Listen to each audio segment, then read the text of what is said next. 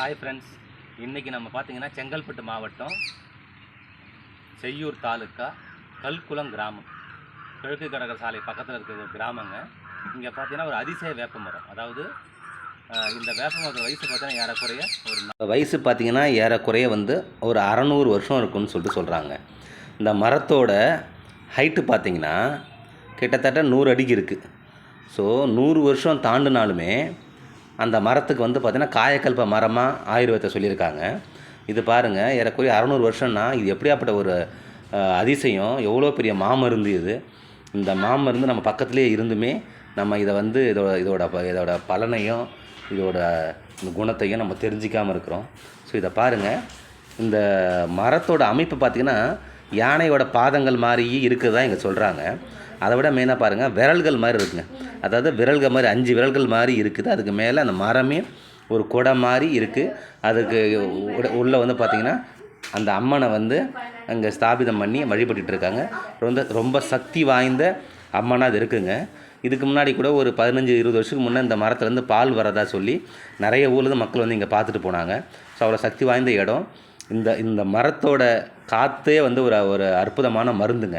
ஏன்னா 600 வருஷம் இருக்குது பார்த்திங்களா. இதுவே பார்த்திங்கன்னா மிகப்பெரிய ஒரு வரப்பிரசாதத்தை பார்க்குறதுக்கு. ஸோ இதை நம்ம உண்மையிலே பாதுகாக்கணும். இதை நம்ம ஊரில் இருக்குது, நமக்கு பெருமைங்க இது. இந்த மாதிரி மரங்கள்லாம் பார்த்திங்கன்னா நம்ம கட்டாயமாக பாதுகாக்கணும். அதை இன்னும் நிறைய பேருக்கு தெரியப்படுத்த, நிறைய பேர் இதை விழிப்புணர்ச்சி ஏற்படுத்தணுங்க. ஸோ பாருங்கள், எவ்வளோ அழகாக பிரம்மாண்டமாக இருக்குது பாருங்கள். பிரம்மாண்டம்னா பயங்கரமான பிரம்மாண்டம். இதெல்லாம் அந்த கால்கள்ங்க, அது யானையின் பாதம்னு சொல்கிறாங்களா, அந்த கால்கள் மாதிரி இருக்குது. ஆக்சுவலாக பாருங்களேன், இது ஒன்று, அந்தாண்ட பக்கம் ஒன்று, அதுக்கப்புறம் அந்த பக்கமாகவும் இருக்கும். ஸோ அதுக்கு நடுவில் தான் இந்த அம்மனை வச்சுருப்பாங்க. இங்கே ஒரு கிளை இருந்துச்சு, அந்த கிளை உடஞ்சிடுச்சிங்க, உடஞ்சிட்ருக்கு. பராமரிப்பு பெருசாக இல்லாததுனால உடஞ்சிடுச்சு. இதை கட்டாயமாக நம்ம பராமரிக்கணுங்க. இதை கட்டாயம் பராமரிக்கணும். நம்மளோட இங்கே பாருங்கள், அந்த கோவிலோட இடம் பாருங்கள், ஸ்ரீதேவி மாரி முத்தாலம்மன் ஆலயம், கல்குளம் கிராமம்.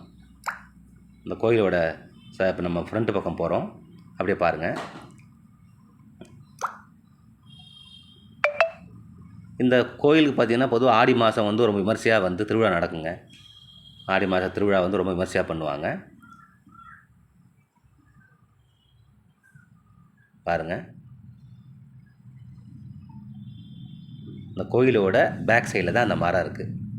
பராமரிப்பு இல்லாமல் அந்த மரம் உடஞ்சி விழுந்துருக்குங்க. நன்றி, வணக்கம்.